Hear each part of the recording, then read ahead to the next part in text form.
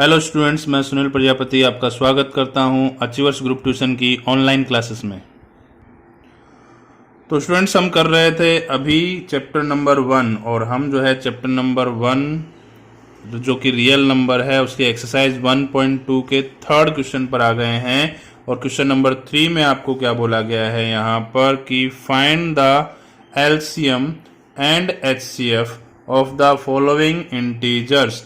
Means ये जो integers आपको दिए गए होंगे नीचे, उन पर क्या करना है, आपको एलसीएम भी फाइंड करना है और एचसीएफ भी फाइंड करना है by applying the prime factorization method. Means आपको प्राइम फैक्टराइजेशन मेथड का यूज करके फाइंड करना है। तो चलिए देखते हैं कौन कौन से नंबर हैं हमारे पास। तो हमारा फर्स्ट क्वेश्चन जो है वो इन्होंने दिया है नंबर आपको 12, 15 एंड 21। देखना है, ध्यान रखना है, प्राइम फैक्टराइजेशन मेथड का यूज करके ही आपको करना है। प्राइम फैक्टराइजेशन मेथड का यूज करके करना है, मतलब प्राइम फैक्टर्स फाइंड करेंगे और उसके बाद हम जो है इसका आंसर निकालेंगे। तो प्राइम फैक्टर्स आपको मैंने बताया था कैसे फाइंड किए जाते हैं। यहाँ पर मैंने जो है फैक्टर्स फाइंड करने की मेथड बताई थी। 12 इक्वल टू 12 के फैक्टर्स आप निकालेंगे तो 12 के फैक्टर्स आपके क्या क्या होंगे। तो 12 आप जब सोल्व करेंगे तो उसके फैक्टर्स आएंगे, 2 से डिवाइड करेंगे 2 6 जा 12, 2 3 जा 6 एंड 3 से डिवाइड करेंगे 3 1 इज 3। दैट मीन्स 2 कितने टाइम है, तो 2 हमारे पास में 2 टाइम है, तो 2 raise to power 2 and multiply by 3। 15 का जब आप फैक्टर्स निकालेंगे तो इसी टाइप से 15 के फैक्टर्स आपके निकलेंगे 3 मल्टीप्लाई 5। और जब आप 21 के फैक्टर्स निकालते हैं तो 21 के फैक्टर्स आपके निकलेंगे 3 मल्टीप्लाई 7। ओके, तो बच्चों आपको फाइंड क्या करना है यहाँ पर, तो फाइंड करना है इस क्वेश्चन में एलसीएम और HCF, but prime factorization method का। मतलब प्राइम फैक्टर्स हमने निकाल लिए, अब इसका यूज करके जो है हम क्या करेंगे, सबसे पहले इसका एचसीएफ फाइंड करेंगे। तो एचसीएफ के लिए आपको क्या करना है, आपके पास में 3 नंबर्स हैं, 3 इंटीजर्स हैं, कौन कौन से, 12, 15 एंड 21। तो इनके फैक्टर्स में जो तीनों में कॉमन आता हो, जो कि तीनों में कॉमन आता हो, वो नंबर आपको लेना है। जैसे तीनों में कॉमन का क्या आ रहा है, 3। आप देख सकते हैं कि 3 जो है वो तीनों में है, तो 3 की जो सबसे कम पावर होगी वो हम लेंगे। तो सभी में इक्वल पावर दी हुई है, 1 1 1, तीनों की जो है 1 पावर दी हुई है। दैट मीन्स इसका एचसीएफ क्या हो गया, आपका 3 हो गया है। ओके, अब बात आती है एलसीएम की। तो एलसीएम में भी हम सबसे पहले क्या चेक करते हैं, तो सबसे पहले हम एलसीएम में भी उसका कॉमन फैक्टर ही देखते हैं कि कॉमन फैक्टर क्या है। तो कॉमन फैक्टर यहां पर क्या आ रहा है, इसका 3 आ रहा है, मल्टीप्लाई बाय जो नंबर कॉमन नहीं है अब हम उसको लिखेंगे, that means 2 raise to power 2, 5 and 7। ये ध्यान से लिखना है, कोई नंबर रह ना जाए। ओके, अब इसको आप मल्टीप्लाई करेंगे 3 और ये 2 रेज टू पावर 2 मीन्स क्या हो जाता है, 4 हो जाएगा। तो 3 मल्टीप्लाई 4 मल्टीप्लाई 5 मल्टीप्लाई 7। अब मल्टीप्लाई कर दीजिए इसका, कि मल्टीप्लाई करने पर कितना आ रहा है, तो 420 जो है इसका एलसीएम आएगा। मल्टीप्लाई करने पर 420 जो है क्या होगा, इसका एलसीएम आएगा, जो कि हमने प्राइम फैक्टराइजेशन मेथड का यूज करके फाइंड कर लिया है।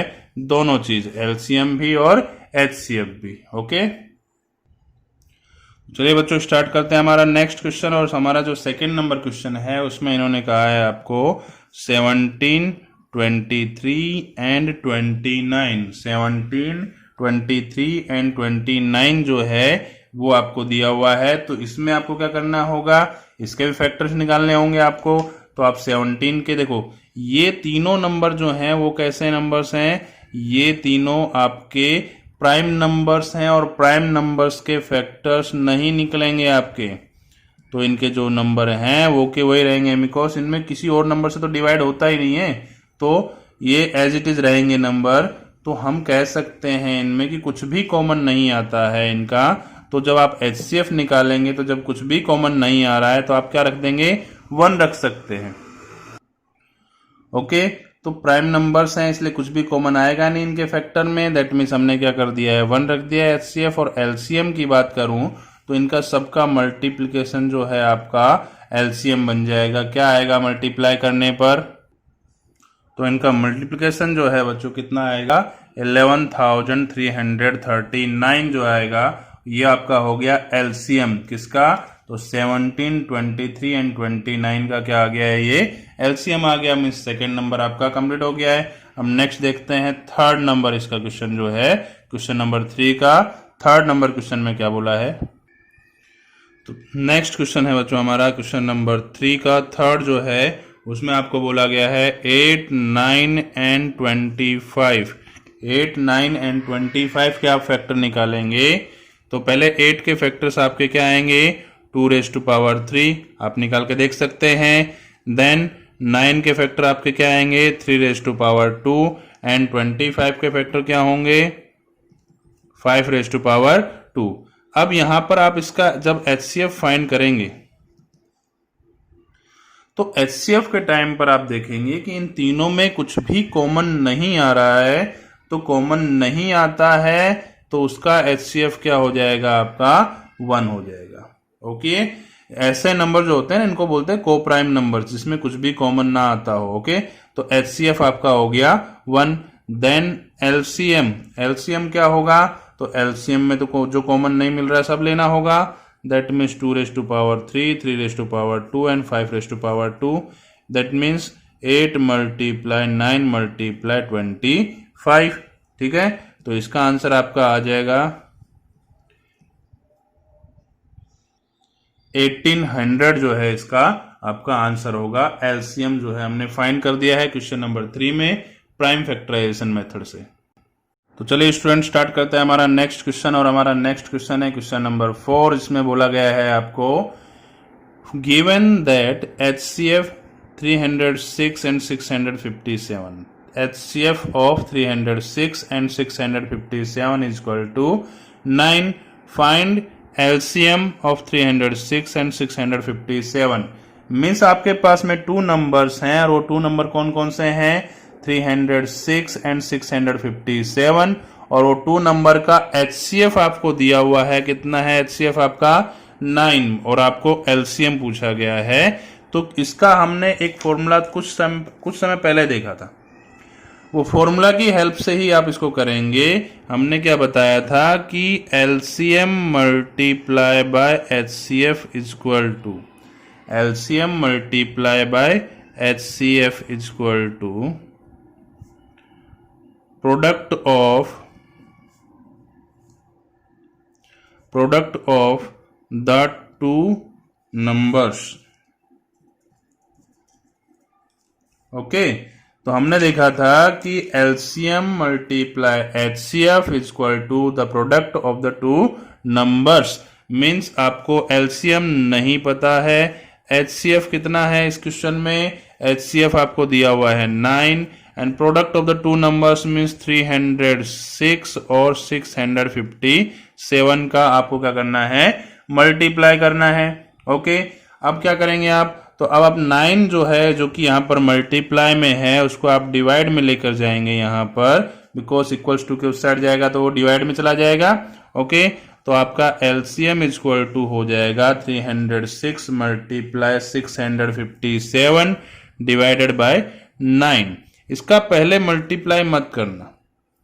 देखो बच्चों, अगर पहले मल्टीप्लाई आपने कर दिया है तो फिर क्या हो जाएगा? ये क्वेश्चन आपके लिए थोड़ा सा डिफिकल्ट हो जाएगा। इससे बेटर है कि आप पहले इसको कट कर लें, पहले इसको आप सोल्व कर लें, उसके बाद में आप मल्टीप्लाई करें। देखो कट हो रहा है, 9 का डिवाइड जो है इसमें जाएगा। 9 7 जा 63, 2 रिमाइंडर रहेगा। 9 3 जा 27 मतलब 306 एंड 73। अब 306 और 73 का आप मल्टीप्लाई करेंगे तो आपको क्या मिल जाएगा? इस क्वेश्चन का LCM मिल जाएगा। तो चलिए चेक करते हैं 306 और 73 का मल्टीप्लाई क्या होगा। तो इनका मल्टीप्लाई करने पे आपको पता चलेगा कि इसका मल्टीप्लाई होगा 22,338। ओके, तो ये जो है क्वेश्चन नंबर 4 आपका यहाँ कंप्लीट हो गया, जिसमें आपको क्या कहा गया था? जिसमें आपको फाइंड करना था LCM, और आपने फाइंड कर दिया है LCM की LCM of 306 and 657 is equal to 22,338। 8। Okay, तो चलिए स्टूडेंट स्टार्ट करते हैं हमारा नेक्स्ट क्वेश्चन। और आपका नेक्स्ट क्वेश्चन जो है एक्सरसाइज 1.2 का क्वेश्चन नंबर 5। और इस क्वेश्चन में आपको बोला गया है check whether 6 raise to power n can end with the digit 0 for any natural number n। Means ये जो नंबर है आपका 6 रेज टू पावर n, इसकी पावर आप कोई भी नेचुरल नंबर अगर रखते हैं, कोई भी नेचुरल नंबर मीन्स आप 1 2 3 4 5 कोई भी नंबर आप रख सकते हैं।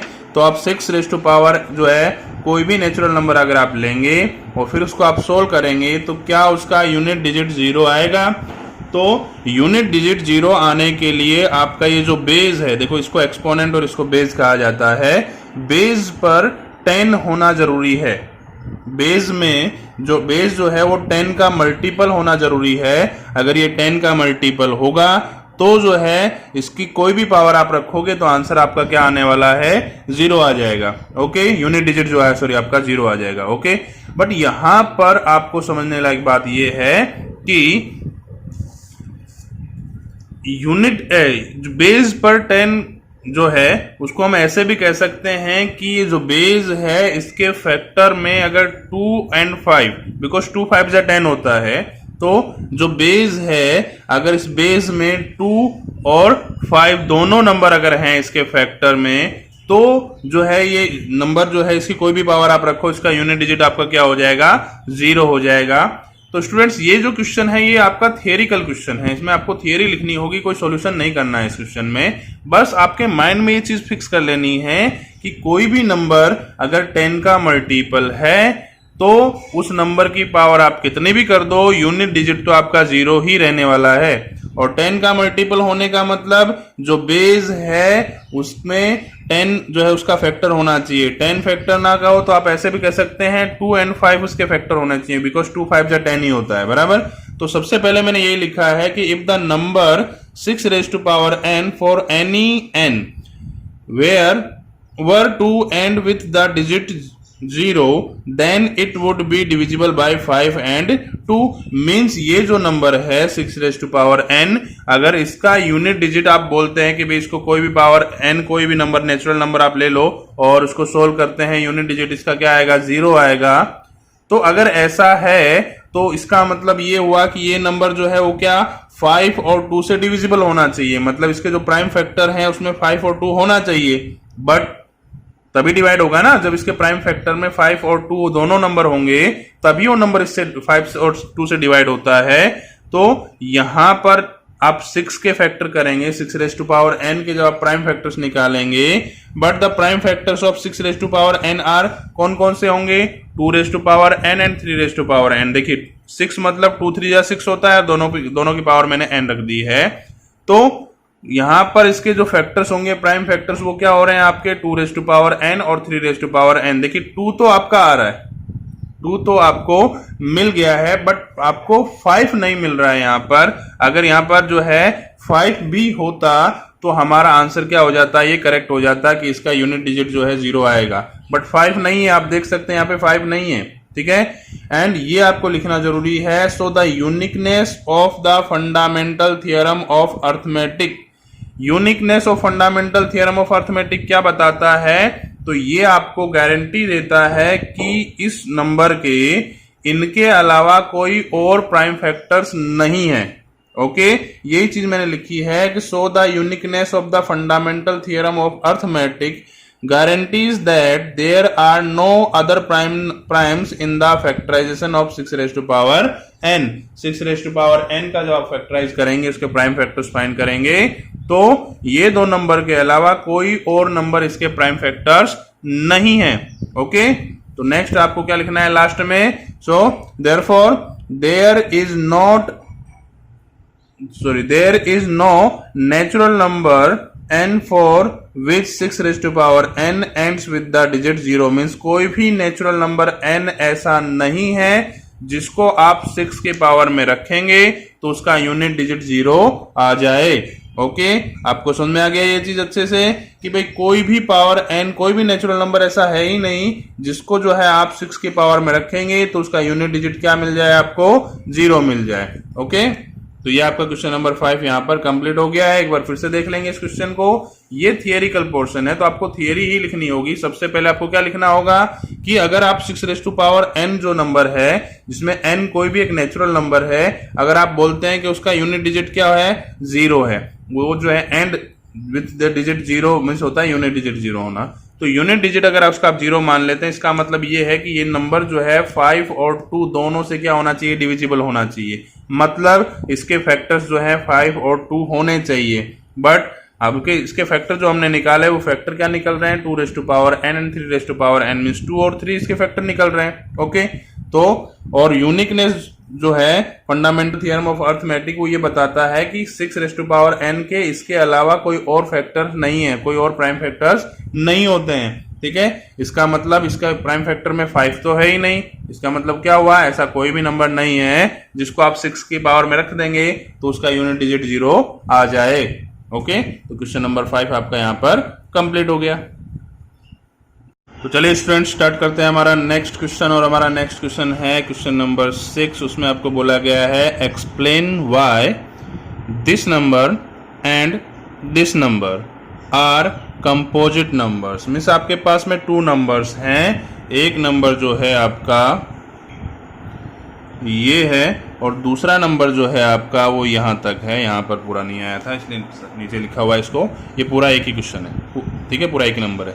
तो आपके पास में 2 नंबर है, ये नंबर और ये नंबर, ये दोनों नंबर कंपोजिट नंबर हैं, ऐसा आपको एक्सप्लेन करना है, प्रूव करना है, शो करना है यहाँ पर। अब देखो बच्चों, बात ये है कि पहले आपको ये समझना है कि प्राइम नंबर और कंपोजिट नंबर होते क्या हैं। ये आपको मैंने पहले भी चलाया है कि प्राइम नंबर्स ऐसे नंबर होते हैं जिसके सिर्फ 2 फैक्टर होते हैं। 2 फैक्टर कौन कौन से, तो एक तो वो नंबर खुद और दूसरा जो है वो 1। ओके, एक तो 1 हो जाएगा और दूसरा वो नंबर खुद हो जाएगा। जैसे 5 जो है वो एक प्राइम नंबर है। कैसे कह सकता हूं, क्योंकि 5 जो है वो किसी और के टेबल में आएगा ही नहीं। 5 जो है या तो 1 के टेबल में आएगा या 5 के टेबल में आएगा। मीन्स 5 के 2 ही फैक्टर हैं, 1 एंड 5। ठीक है, तो जिस नंबर के 2 फैक्टर होते हैं 1 एंड द नंबर इटसेल्फ, उसको हम क्या कहते हैं, प्राइम नंबर कहते हैं। बट जिसके 2 से ज्यादा फैक्टर्स होते हैं, 1 और उस नंबर को छोड़कर उसके अलावा भी और अगर फैक्टर्स उसके होते हैं तो उसको हम कहते हैं कंपोजिट नंबर। जैसे 6, तो 6 आपको पता है 6 के फैक्टर कौन कौन से होते हैं, तो 6 के फैक्टर होते हैं 1, 6 और किसके टेबल में आता है, तो 2, 3 एंड 6, मतलब 4 नंबर हो गए, 4 फैक्टर हो गए उसके। तो ये भी क्या हो गया, वो एक कंपोजिट नंबर हो गया। इन द सेम वे आपको प्रूव करना है कि ये नंबर और ये नंबर दोनों क्या है, एक दूसरे के दोनों क्या है, ये कंपोजिट नंबर हैं, ऐसा आपको प्रूव करना है। तो चलिए पहले इस नंबर से स्टार्ट करते हैं आप कि ये कंपोजिट नंबर है या नहीं है। तो 7 multiply 11 multiply 13 plus 13। I hope आप कंपोजिट नंबर तो समझ गए होंगे, क्योंकि वो आपको आएगा तो ये समझ में आएगा। ओके, तो 7 मल्टीप्लाई 11 मल्टीप्लाई 13 प्लस 13। तो देखो आप इस नंबर को 2 पार्ट में डिवाइड कर सकते हैं, 1 पार्ट, सेकेंड पार्ट। देखिए मैंने आपको कभी बताया होगा कि प्लस और माइनस का जो साइन होता है वो नंबर को अलग अलग डिवाइड कर देता है, अलग अलग नंबर बनाता है। मीन्स एक नंबर ये है और एक नंबर ये है। अब दोनों में से कुछ कॉमन आ रहा है, तो दोनों में से क्या कॉमन आ रहा है, तो दोनों में से 13 कॉमन आ रहा है। यहाँ पर इस पूरे नंबर में 13 है और इसमें भी 13 है, तो हम क्या करेंगे, 13 कॉमन ले लेंगे। तो अंदर क्या बचेगा, तो अंदर बचेगा 7 मल्टीप्लाई 11 प्लस 7 मल्टीप्लाई 11 प्लस 13 आपने यहां से कॉमन ले लिया है, तो यहां पर क्या बचेगा, यहां पर 1 बचेगा। तो अब इसमें आप इसको आगे सोल्व कर सकते हैं, करना चाहें तो, कि 13 मल्टीप्लाई ये जो नंबर होगा वो क्या होगा कि 7 मल्टीप्लाई 11 77 प्लस 1 मीन्स 13 मल्टीप्लाई 78। तो आप देख सकते हैं कि ये एक नंबर था पूरा और इस नंबर के 2 फैक्टर 13 और 78 है। इन दोनों को मल्टीप्लाई करोगे तो वापस यही नंबर बन जाएगा आपका। ठीक है, तो ये जो 2 नंबर हैं वो इस नंबर के क्या है, फैक्टर्स हैं। मीन्स ये एक ऐसा नंबर है जिसका फैक्टर 1 तो है ही, ये नंबर खुद तो है ही, इसके अलावा 2 नंबर और इसके फैक्टर्स हैं। इसका मतलब ये नंबर कैसा हो गया आपका, ये आपका हो गया कंपोजिट नंबर। ओके, तो नेक्स्ट अब देखते हैं सेकंड नंबर। इस देखो अब यहीं से पता चल जा रहा है इस क्वेश्चन में भी आपको कि आप पूरा सोल्व ना करें तो भी आपको पता चल जाएगा, एक ये नंबर है और एक ये नंबर है। इसको सोल्व करोगे तो एक नंबर बनेगा ही यहाँ पर डेफिनेटली। तो यहाँ पर भी आप डायरेक्टली भी लिख सकते हैं भाई ये एक फैक्टर 1 ये है, फैक्टर 2 ये है, इस 2 फैक्टर्स क्या हो गए, दैट मीन्स क्या हो गया, ये कंपोजिट नंबर हो गया।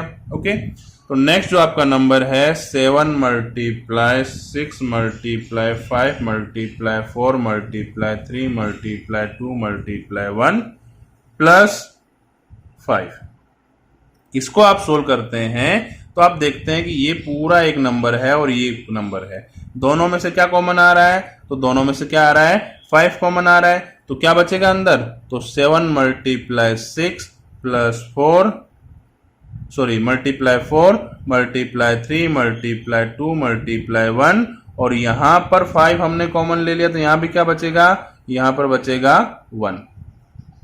समझिएगा इस चीज को, ब्रैकेट यहां नहीं लगाना है, पीछे लगाना है कि यहां पूरे नंबर में से हमने 5 बाहर कॉमन ले लिया है और यहां से 5 हमने ले लिया, तो यहां बाकी जो नंबर बच गए वो बचेंगे और यहां 5 की प्लेस पर कोई कुछ भी नहीं बचता, हम क्या लिखेंगे, 1 जो है इसको लिखेंगे। अब इसका आप मल्टीप्लाई कीजिए, इसका आप मल्टीप्लाई कीजिए, मल्टीप्लाई करने पर कितना आता है तो देखते हैं। 7 6 जा 42 मल्टीप्लाई 4 3 जा 12 2 जा 24 प्लस 1। ओके, तो बच्चों अब हम इसको मल्टीप्लाई करेंगे 42 का एंड 24 का, तो आपका मल्टीप्लिकेशन जो आएगा वो आएगा 1008 एंड प्लस 1 है तो आपका हो जाएगा 5 मल्टीप्लाई 1009। ओके, तो आप देख सकते हैं कि यहां पर क्या है, 2 फैक्टर्स हैं इसके भी, और जब 2 फैक्टर्स होते हैं वो नंबर क्या होता है, तो उस नंबर को हम कहते हैं कंपोजिट नंबर। ओके, तो ये नंबर भी क्या हो गया, आपका कंपोजिट नंबर हो गया, ऐसा आपने प्रूव कर दिया है। फिर से समझ लीजिएगा इसको कि देखिए क्वेश्चन में क्या बोला गया था आपको कि ये 2 नंबर हैं वो कंपोजिट नंबर है, ऐसा आपको प्रूव करना है। और ये प्रूव आप तभी कर सकते हैं जब आप इनके फैक्टर निकालेंगे, कितने फैक्टर्स इनके होंगे। तो मैंने फैक्टर्स इसके पता कर दिए, इसके 13 मल्टीप्लाई 78 है, 78 को आप सोल्व करेंगे तो आगे और फैक्टर निकल सकते हैं, बट आपको 2 फैक्टर मिल गए, बस कंप्लीट आपका काम हो गया कि कंपोजिट नंबर है ये।